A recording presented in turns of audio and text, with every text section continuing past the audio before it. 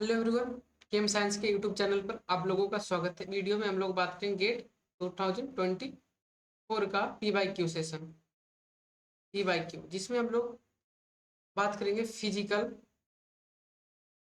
Plus inorganic का।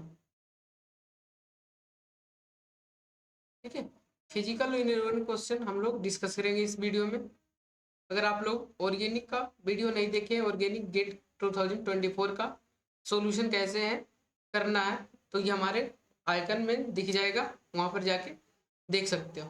चलो ठीक है, हम लोग देखते पहला क्वेश्चन क्या पूछा है हमसे। क्या पूछा है, among the following compound with the lowest stretching frequency is. अब हमसे इसमें देखो, इसमें हमसे क्या पूछा है, लोएस्ट स्ट्रेचिंग फ्रीक्वेंसी। बताओ स्ट्रेचिंग फ्रीक्वेंसी क्या होता है।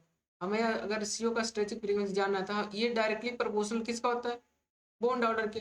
अब हमारा जितना ज्यादा बॉन्ड ऑर्डर होगा उतना ज्यादा हमारा स्ट्रेचिंग फ्रीक्वेंसी होगा। और जितना ज्यादा हमें क्या पूछा, लोएस्ट पूछा है, तो जितना बॉन्ड ऑर्डर कम होगा उतना ज्यादा स्ट्रेचिंग फ्रीक्वेंसी होगा। ठीक है, चलो देखो, इसका कॉन्सेप्ट क्या है, मेटल से ये डबल बॉन्ड ओ जुड़ा रहता है। ठीक है, मेटल के पास क्या होता है, वह ये डी ऑर्बिटल, अगर डी ऑर्बिटल क्या है, फील्ड है, तो ये हमारे पास क्या है, ये हमारे पास क्या है, बताओ, ये हमारे पास क्या है, पाई स्टार सीओ का बॉन्ड है। तो ये जो इलेक्ट्रॉन फील्ड है मेटल के पास, मेटल क्या करेगा, इस एंटी बॉन्डिंग में डालेगा। जब भी हम किसी भी एंटी बॉन्डिंग में हम लोग इलेक्ट्रॉन डालते हैं, तो उसका क्या होता है, बॉन्ड ऑर्डर डिक्रीज हो जाता है। तो बताओ यहाँ पर क्या हो जाएगा, M double bond C double bond O बन जाएगा। देखो यहाँ पर कितना बॉन्ड ऑर्डर 3 था, यहाँ पर कितना 2 हो जाएगा। बताओ बॉन्ड ऑर्डर क्या हो गया, डिक्रीज हो गया। किसका, मेटल कार्बन सीओ का बॉन्ड ऑर्डर डिक्रीज हो गया। अब तुमसे यहाँ पर पूछते हैं मेटल कार्बन का बॉन्ड ऑर्डर क्या हो गया। देखो मेटल और कार्बन का बॉन्ड ऑर्डर क्या हो गया, इंक्रीज करती है। देखो यहाँ पर सिंगल बॉन्ड था, अब डबल हो गया। तो मेटल और कार्बन का बैक बॉन्डिंग होने से ये क्या कहलाता है, बैक बॉन्डिंग कहलाता है। तो बैक बॉन्डिंग होने से मेटल और कार्बन का बॉन्ड क्या होता है, इंक्रीज होता है। मेटल और कार्बन बॉन्ड नहीं, सॉरी, मेटल और कार्बन का बॉन्ड ऑर्डर क्या होता है, इंक्रीज होता है। बट कार्बन और ऑक्सीजन का बॉन्ड क्या होता है, बॉन्ड ऑर्डर डिक्रीज होता है। तो देख लो, अब ये जो बैक बॉन्डिंग कब ज्यादा करेगा, बताओ। ये जो बैक बॉन्डिंग है हमारा, ये डायरेक्टली प्रोपोर्शनल होगा, क्या हो जाएगा, एक्सटेंट ऑफ इलेक्ट्रॉन। हमारा किसके directly, electron density on metal ion, metal ion.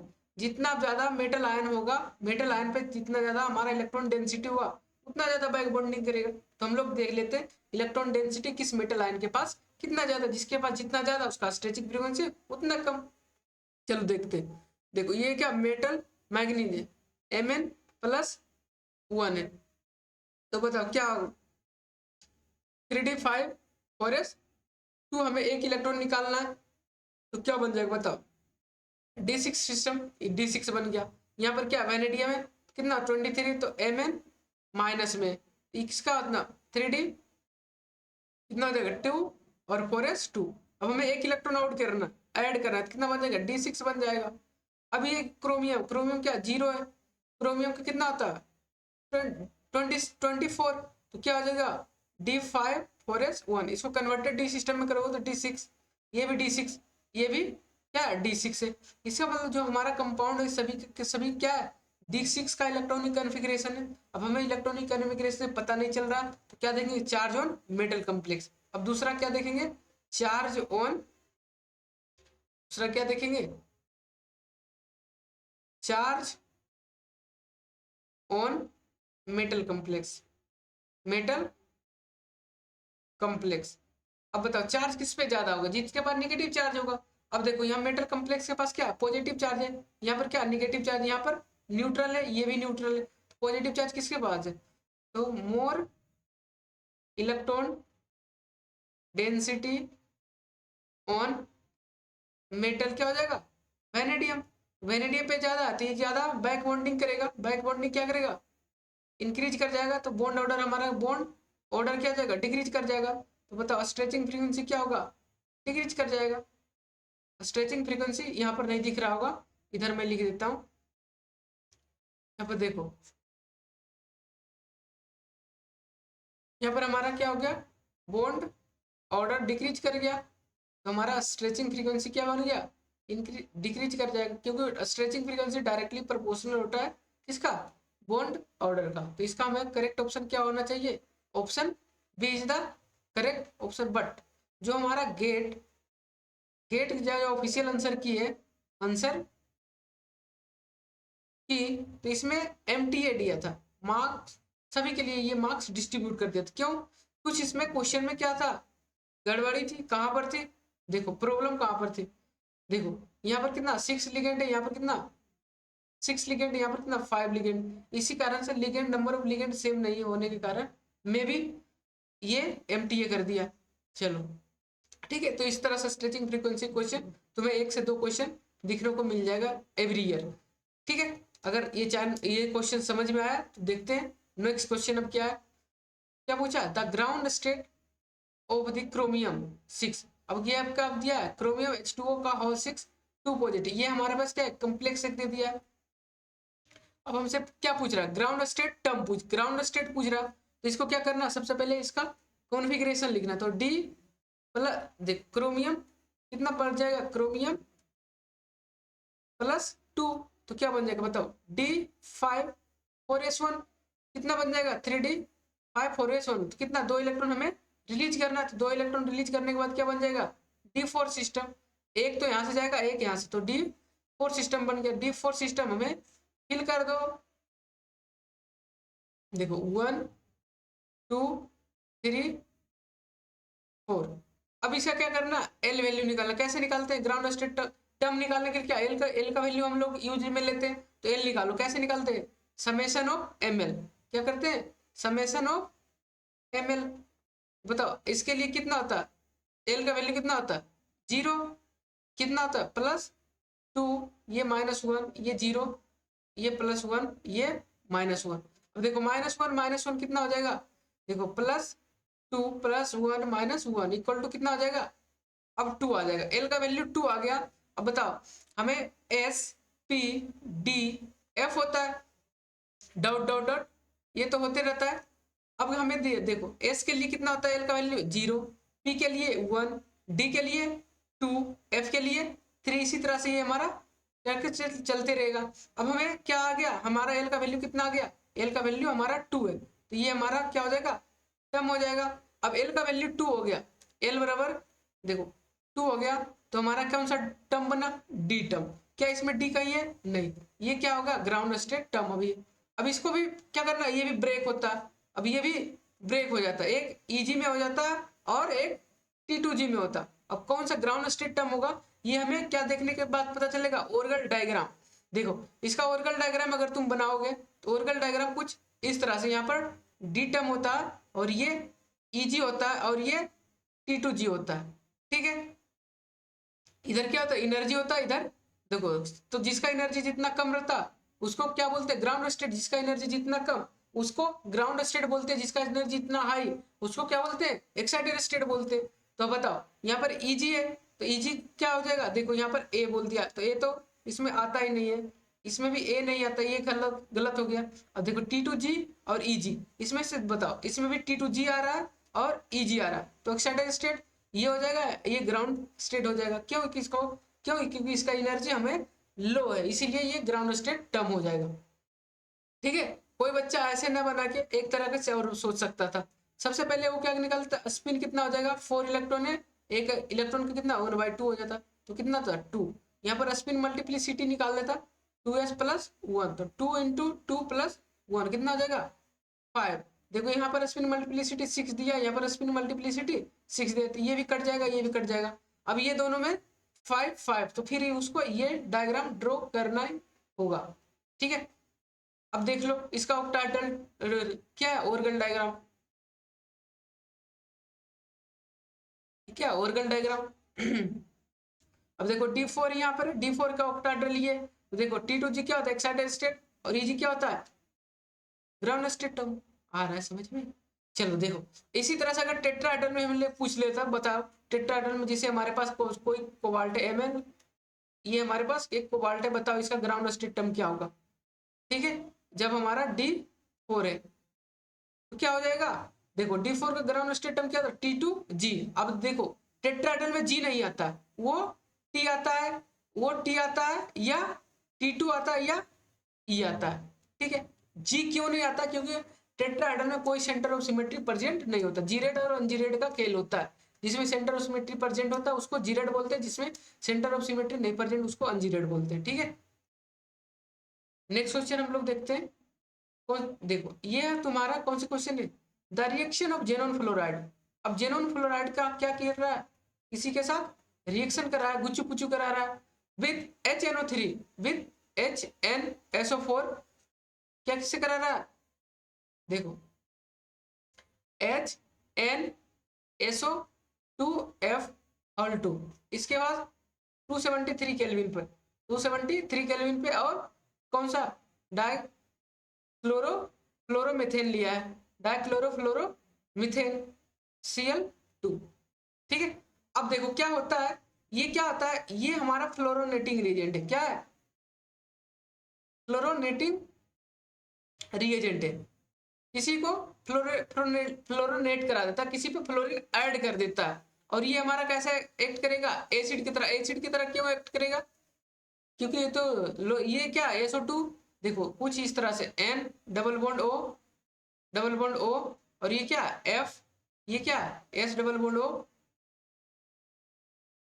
कुछ इस तरह से जुड़ा है, और ये क्या देखो N डबल बॉन्ड O, और ये F, और ये क्या H है। देखो इसमें हम क्या इलेक्ट्रॉन विड्रॉइंग ग्रुप जुड़ा है, इलेक्ट्रॉन विड्रॉइंग जुड़ने की इलेक्ट्रॉन विड्रॉइंग जुड़ने के कारण ये क्या करेगा, इलेक्ट्रॉन अपनी तरफ खींचेगा, तो इससे पॉजिटिव चार्ज, तो ये क्या करेगा, इस पर रिलीज हो जाएगा। क्यों, क्योंकि ये स्टेबल हो जाएगा नेगेटिव चार्ज, पॉजिटिव चार्ज। तो इसी कारण से ये क्या करता है, फ्लोरोनेट कराता था। क्या बनता है हमारा, यहाँ से XF, साथ में क्या बनता है, देखो N, साथ में SO2F होल 2 प्लस, यहाँ से F निकला, यहाँ से H निकाल दिया, यहाँ से F और यहाँ से H, तो क्या दोनों मिलके गुपचुप कर लेगा, तो HF बना लेगा। क्या बना लेगा, HF। देख लो इसमें क्या जेनॉन फ्लोराइड बना दिए थे, बनेगा ही नहीं। यहाँ पर SO2 निकाल दिया, SO2 निकल रहा है नहीं, यहाँ पर क्या NH3 अमोनिया बन रहा है, क्या नहीं बन रहा है। तो ये भी option D is the correct option, option D क्या हो जाएगा, करेक्ट हो जाएगा। ठीक है, नेक्स्ट क्वेश्चन हम लोग अब देखते हैं, क्या पूछा है, the order and the number of class. हमें इससे में क्या पूछा है, order and number of class present in A group with the irreducible representation. इसका इरेड्यूसिबल रिप्रेजेंटेशन देखो, IR के दे दिया, A1 दे दिया, A2 दे दिया, B1 और B2 और E1 और E2। ठीक है, ये हमें दे दिया, तो बताओ नंबर ऑफ इरेड्यूसिबल रिप्रेजेंटेशन होता है नंबर ऑफ क्लास के बराबर, नंबर ऑफ क्लास के बराबर। जितना इरेड्यूसिबल रिप्रेजेंटेशन है उतना हमारा क्लास हो जाएगा। तो कितना दिया, देखो 1 2 3 4 5 6, यहाँ पर 6 दिया, तो नंबर ऑफ क्लास कितना हो जाएगा, नंबर ऑफ क्लास बताओ कितना हो जाएगा, 6। नंबर ऑफ क्लास हमारा 6 हो गया। देख लो, चेक कर लो, सेकंड में क्या बोल रहा है, सेकंड वाले में देखना 6, यहाँ पर 6 है, सही है, यहाँ पर 6 सही है, ये 3 देखो नंबर ऑफ क्लास कितना 3 कर दिया, कट गया। नंबर ऑफ क्लास कितना करे 3, ये भी कट गया। अब हमें चेक करना ऑप्शन ए सही है या ऑप्शन बी, तो हमें उसके लिए क्या निकालना पड़ेगा, ऑर्डर निकालना पड़ेगा। देखो ऑर्डर कैसे निकालते हैं हम लोग, ऑर्डर बताओ कैसे निकालते हैं, ऑर्डर क्या निकालते हैं, समेशन ऑफ डायमेंशन का स्क्वायर, जो हमारा डायमेंशन दिया उसका स्क्वायर कर देते। तो बताओ ये A1 A2 कब लिखते हैं, बताओ A1 A2 कब लिखते हैं, जैसे हमारा पर 1D है, 1D के लिए हम A भी यूज करते हैं और इसके लिए B भी यूज करते हैं, और E किसके लिए यूज करते हैं, ये 2D के लिए यूज करते हैं। तो 2D इसका डायमेंशन कितना 2 हो जाएगा, इसका डायमेंशन 1 हो जाएगा। तो देखो इसका डायमेंशन क्या हो जाएगा, 1 हो जाएगा। तो क्या हो जाएगा, बराबर 1 square plus 1 square plus 1 square plus 1 square plus, देखो अब ये कितना A के लिए E और इसके लिए लिख दिए। अब किसके ई किसके लिए होता है, 2 डायमेंशन के लिए, तो इसका डायमेंशन कितना 2 का स्क्वायर प्लस इसके लिए E2 के लिए कितना 2 का स्क्वायर, कितना बन जाएगा बताओ। यहाँ पर देखो 1 plus 1 plus 1 plus 1 plus 2 4 plus 4 कितना बन जाएगा, 12 बन जाएगा। हमारा ऑर्डर कितना आ जाएगा, 12 के बराबर हमारा ऑर्डर आ जाएगा। देखो इसमें क्या 6 का बराबर कर दिया, ये नहीं होगा, ये हमारा करेक्ट ऑप्शन ऑप्शन बी होगा। ये तुम्हारा ग्रुप थ्योरी से था, ग्रुप थ्योरी का क्वेश्चन था। ठीक है, इसी तरह से हम लोग नेक्स्ट क्वेश्चन हम लोग देखते हैं। ये क्या है, मोलिकुलर स्पेक्ट्रोस्कोपी से ये रोटेशनल से एक बात करो, ये क्या है, रोटेशनल स्पेक्ट्रोस्कोपी का एक, ठीक है, ये क्या है, रोटेशनल स्पेक्ट्रोस्कोपी। अब रोटेशनल स्पेक्ट्रोस्कोपी में क्या होता है, अब बताओ, इसी को क्या बोलते हैं, microwave active, microwave active, microwave spectroscopy भी इसी को क्या बोलते हैं, माइक्रोवेव स्पेक्ट्रोस्कोपी, इसी को माइक्रोवेव स्पेक्ट्रोस्कोपी भी बोलते हैं। अब बताओ, कोई भी माइक्रोवेव स्पेक्ट्रोस्कोपी क्यों कब एक्टिव होता है, इसके लिए हम लोग सिलेक्शन रूल पढ़ते हैं। क्या पढ़ते हैं, सिलेक्शन रूल। तो सिलेक्शन रूल ये बोलता है कोई भी मॉलिक्यूल में अगर परमानेंट डाइपोल मोमेंट हो, क्या permanent permanent dipole moment, dipole moment हो तो उसको म्यू नॉट इक्वल टू 0, तो वो कंपाउंड हमारा क्या होगा, माइक्रोवेव एक्टिव हो जाएगा। ये कंपाउंड क्या हो जाएगा, माइक्रोवेव एक्टिव हो जाएगा। ठीक है, ये हमारा क्या हो जाएगा, माइक्रोवेव एक्टिव हो जाएगा। अब हमें क्या दिया, देख तो माइक्रोवेव के बारे में हमें पूछा है, और दूसरा क्या बोला, वाइब्रेशनल रोटेशन स्पेक्ट्रम। अब क्या होता है, vibrational vibration rotation, vibration rotation. अब क्या बोला, स्पेक्ट्रम। अब ये कब शो करता है, देखो, जो हमारे पास दो तरह का, ये एक तो क्या करता है, लीनियर मॉलिक्यूल शो नहीं करता है, लीनियर मॉलिक्यूल, और क्या बोला, only give P and R branch, ये क्या करता है, पी एंड आर ब्रांच दे रहा है। तो जो हमारा लीनियर मॉलिक्यूल होता है वो क्या बनता है, पी एंड आर तो दे देता है, लेकिन क्यू ब्रांच नहीं देता है, क्यू ब्रांच नहीं देता है। लेकिन जब भी कोई मॉलिक्यूल हमारा बेंड रहे, जब भी हमारा कोई मॉलिक्यूल बेंड रहे, जैसे H2O, ये क्या है, H2O हमारा बेंड है, इस तरह का मॉलिक्यूल हमें P and Q and R branch, ये तीनों प्रोड्यूस करता है। तो हमें से क्या पूछा, पी और आर ब्रांच सिर्फ देता है। देखो क्या बोला, only P and R transition, P and R transition देता, तो हमारा मॉलिक्यूल कैसा होगा, लीनियर होगा। जो हमारा लीनियर मॉलिक्यूल था की ब्रांच देता ही नहीं है। ठीक है, तो हमारा मॉलिक्यूल क्या हो जाएगा, लीनियर होगा। अब लीनियर में भाई पहले क्या लीनियर होगा, अब पहले लीनियर को चूज कर लो, हमारा x/2 क्या है, लीनियर है, ये भी लीनियर है, ये बेंड कर दिया, तो देखो ये दूसरा को क्या कर देगा, वायलेट कर देगा, तो ये हमारा खत्म हो जाएगा। अब हमें ऑप्शन डी पे देखो, ये भी बेंड कर दिया, ये भी खत्म हो गया। अब हमें ऑप्शन बी, ऑप्शन ए और सी बचा, तो ऑप्शन और सी, ए और सी में क्या बोलना, हमारे पास क्या x/2 मॉलिक्यूल। अब हमें रोटेशनल क्या होना, एक्टिव बनाना, तो अगर रोटेशनल यहाँ से दो टाइप का स्ट्रक्चर हमें प्रोड्यूस कर सकता है, एक्स बाई हो सकता है या ये बाई हो सकता है। ठीक है, कुछ इस तरह से हो सकता है। अब इसका अगर मान लेते हैं इसका डायपोल मोमेंट इस तरफ है, तो इसका डायपोल मोमेंट इस तरफ, एक दूसरे का डायपोल मोमेंट क्या कर दिया, कैंसिल, तो ये क्या हो जाएगा, बताओ माइक्रोवेव क्या हो जाएगा, एक्टिव इनएक्टिव, देखो क्या हो जाएगा, माइक्रोवेव इनएक्टिव हो जाएगा। क्यों, क्योंकि इस पर परमानेंट डायपोल मोमेंट हमारा 0 हो गया। तो क्या बना सकते हैं हम लोग, बाई को हम लोग सेंट्रल एटम बना दे, इधर एक्स इधर बाई, तो बताओ ये क्या आ जाएगा, देखो इसका कुछ इधर ज्यादा होगा डायपोल मोमेंट, कुछ इधर कम होगा, तो नेट डायपोल मोमेंट क्या हो जाएगा, म्यू नॉट इक्वल टू 0। जब म्यू नॉट इक्वल टू 0 हो गया, इसका मतलब हमें कंपाउंड में क्या हो जाएगा, मॉलिक्यूल में परमानेंट डायपोल मोमेंट प्रेजेंट है। तो इसका मतलब ये जो मॉलिक्यूल है माइक्रोवेव क्या हो जाएगा, एक्टिव हो जाएगा, माइक्रोवेव क्या हो जाएगा, एक्टिव हो जाएगा। अब हमें आओ क्वेश्चन ऑप्शन पढ़ते हैं। X is the central atom, x is the central atom, क्या था, एक्स क्या सेंट्रल एटम था, क्या एक्टिव था, नहीं, माइक्रो इनएक्टिव था, तो ये एक्टिविटी तो कट गया, हमें option C is the correct option, हमारा सी क्या हो जाएगा, करेक्ट ऑप्शन। ठीक है, नेक्स्ट क्वेश्चन आओ देखते क्या पूछा है, the complex which distorted octahedral structure. बताओ डिस्टोर्टेड क्या होता है, डिस्टोर्टेड ऑक्टाहेड्रल और परफेक्ट ऑक्टाहेड्रल, परफेक्ट ऑक्टाहेड्रल दोनों में क्या डिफरेंस है, आओ देखते हैं। जब भी हमारा एक मेटल है, मेटल के साथ एक लिगेंड जुड़ा रहता, क्या जुड़ा रहता, ligand x x x L और ये एक्स, यहाँ पर क्या मेटल और लिगेंड का बॉन्ड क्या मेटल लिगेंड का बॉन्ड क्या था, इक्वल नहीं है, इक्वल नहीं है। तो इसका मतलब ये किसमें, ये डिस्टोर्टेड है, ये क्या डिस्टोर्टेड ऑक्टाहेड्रल। अब जैसे परफेक्ट ऑक्टाहेड्रल क्या होता है, ऑल बॉन्ड्स आर इक्वल, सभी बॉन्ड्स क्या होता है, इक्वल होता है, उसको हम लोग बोलते हैं परफेक्ट ऑक्टाहेड्रल। जैसे एग्जांपल एग्जांपल SF6, ये क्या परफेक्ट ऑक्टाहेड्रल है, ठीक है। जैसे MnH2O होल 6, ठीक है, +2, ये क्या ऑक्टाहेड्रल है, परफेक्ट ऑक्टाहेड्रल है।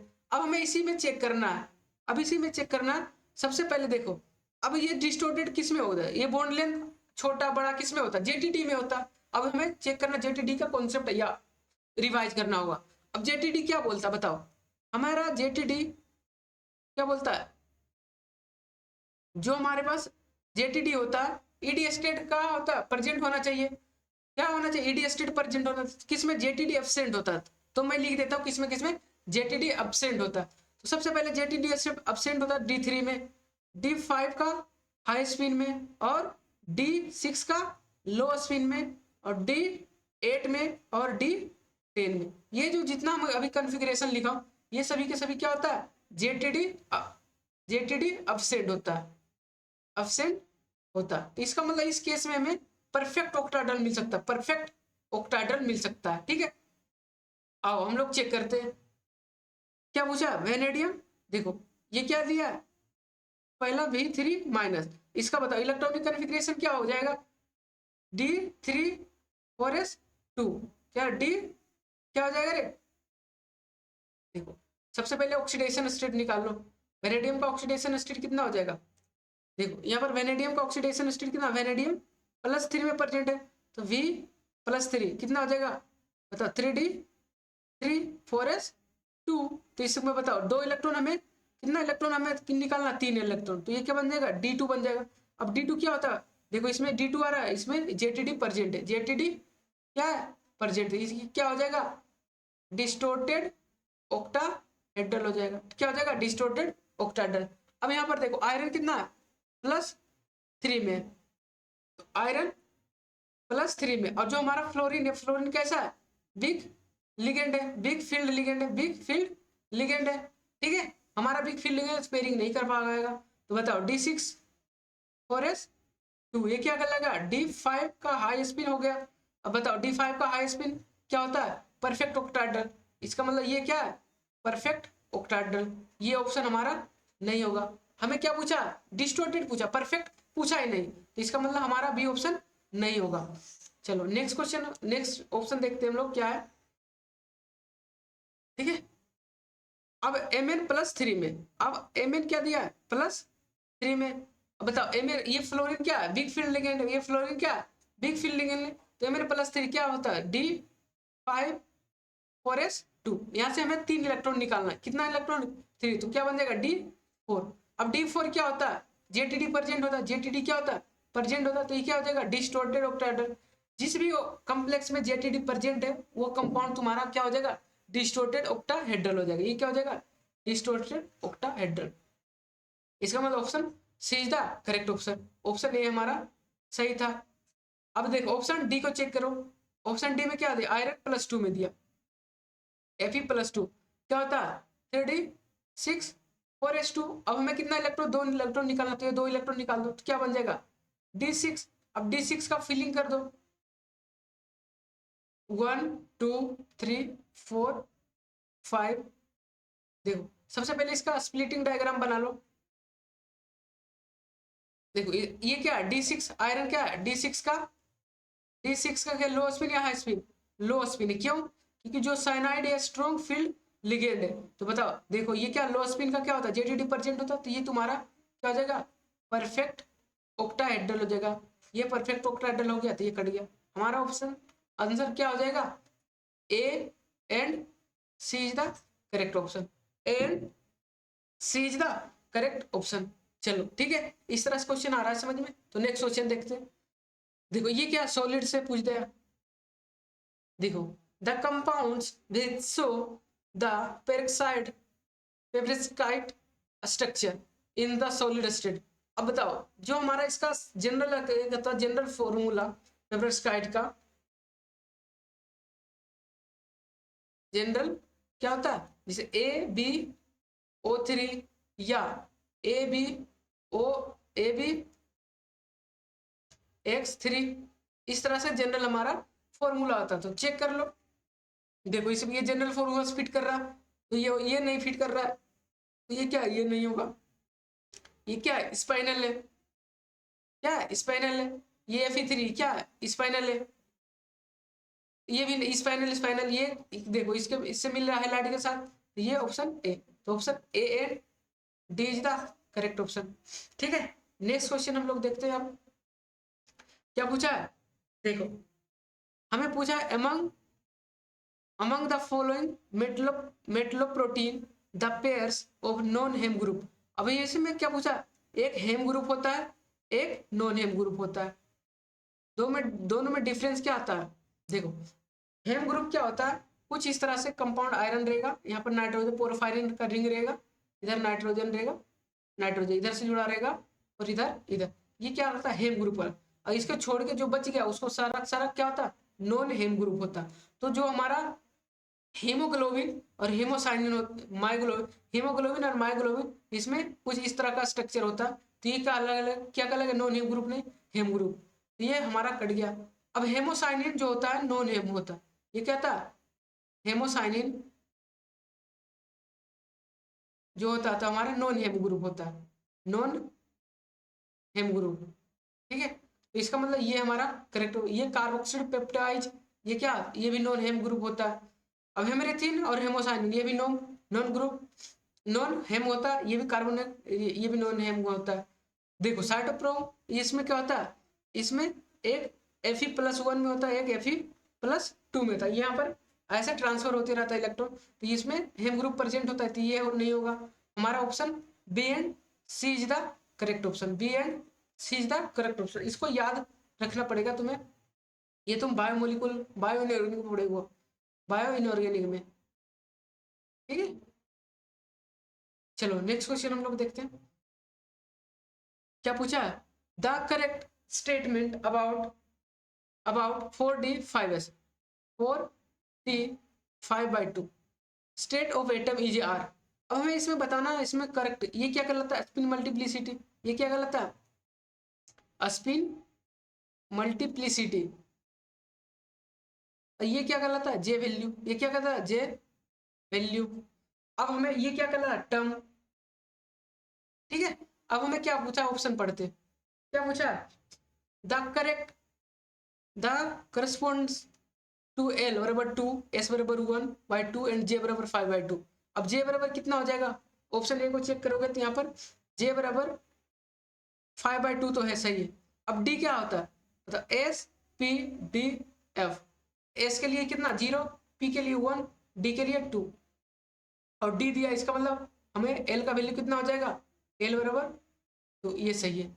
अब S क्या, स्पिन मल्टीप्लिसिटी बराबर क्या होता है, 2s+1, तो 2s+1 कर दो इक्वल टू s, तो ये कितना 2 इंटू s+1 इक्वल टू कितना 4 है, 2s equal to 3, s equal to 3/2, जबकि हमें कितना दिया 1/2, यहाँ से ये गलत ऑप्शन हो गया। अब क्या बोला, it originate from S1P1 S1P2।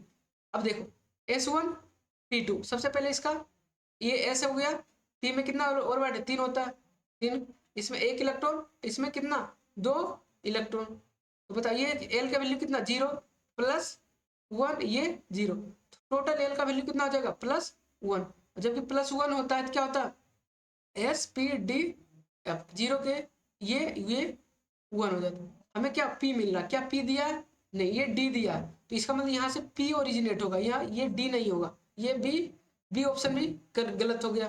अब क्या पूछा, देखो it split 5d levels in the presence of magnetic field. जब भी हम किसी d जो टर्म होता है, d टर्म को हम लोग मैग्नेटिक फील्ड में रखते हैं, मैग्नेटिक फील्ड में रखते हैं, तो ये क्या करता है, स्प्लिट कर जाता है, T2 G एंड EG में स्प्लिट करता है, ये 5 नहीं 2 लेवल्स में स्प्लिट करता है। ये क्या पूछा 5 लेवल्स, ये भी हमारा ऑप्शन गलत हो गया। अब ऑप्शन हम लोग 4 में चेक करते हैं, 4 में क्या बोल रहा है, देखो ऑप्शन डी में क्या बोला है, it can show spectral transition too. अब ट्रांजिशन शो कब करता है, इसका सिलेक्शन रूल होता है। क्या होता है, सिलेक्शन रूल होता है। देखो सिलेक्शन रूल ये बोलता है जब हमारा स्पिन मल्टीप्लिसिटी का चेन 0 हो तो वो अलाउड है, मतलब ट्रांजिशन होगा। डेल्टा एल का वैल्यू क्या हो जाए, +-1 हो जाए, तब वो अलाउड होगा। डेल्टा जे के वैल्यू क्या हो जाए, +-1 हो जाए, तो वो हमारा क्या हो जाएगा, ट्रांजिशन शो करेगा। अब देखो यहाँ पर कितना, देखो यहाँ पर एल का वैल्यू कितना दिया है, एस का वैल्यू 4, यहाँ पर भी कितना 4, इसका मतलब डेल्टा एच इक्वल टू तो 0 हो गया। अब देखो पी और डी दोनों में कितना का डिफरेंस है, 1 का डिफरेंस है, तो डेल्टा एल बराबर भी +1 हो गया। अब डेल्टा जे यहाँ देखो 3/2 है, यहाँ पर कितना 5/2 है, तो दोनों का डिफरेंस करोगे तो वो +-1 के आसपास 1 ही आ जाएगा। क्या आ जाएगा, 1 आ जाएगा। तो इसका मतलब हमारा करेक्ट ऑप्शन क्या होगा, D is the correct option, D is the correct option. यहाँ से डी हमारा क्या हो जाएगा, करेक्ट ऑप्शन है। ठीक है, यहाँ तक आ रहा है समझ में, तो बढ़िया। अगर चैनल का दबा के शेयर कर दो। नेक्स्ट क्वेश्चन हम लोग देखते हैं। देखो ये क्या सरफेस केमिस्ट्री से